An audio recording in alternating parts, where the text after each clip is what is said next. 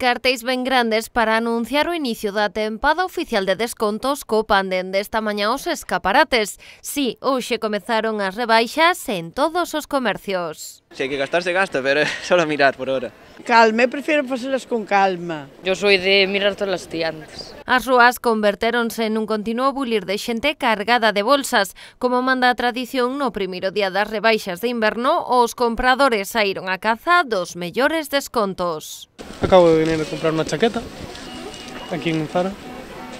Viera por internet e non sei, pensei que venir a comprar. No, hoxe había moitísima xente, pero bueno, ainda así quedaron moitas cosas por comprar, entonces volveremos. Pero es que había mucha cola, por eso ya salimos y ya ni entramos. Con los niños ya no vale la pena, está muy lleno, muy lleno. Quería ella una chaqueta de tal, pero ya estaba en nueva colección.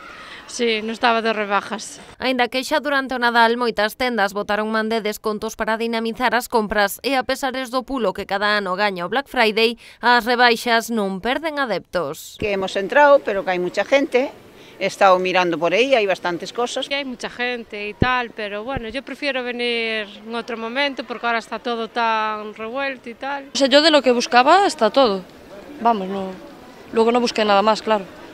Nin os comercios ateigados de xente nin as longas colas para pagar foron suficientes para disuadir a moitos dos compradores desta primeira xornada de rebaixas e que moitos deles aproveitan para atopar as grandes gangas que lles permitan equiparse para afrontar as frías temperaturas destes días. Unhas chaquetas que estaban moi baratas, uns tenis, o mítico para ahora para o frío. Un xersei, uns pantalóns sobre todo, que é o que máis para o frío, combater o frío, o que máis nos falta por comprar. Os consumidores aproveitan os descontos e tamén os comerciantes que agardan que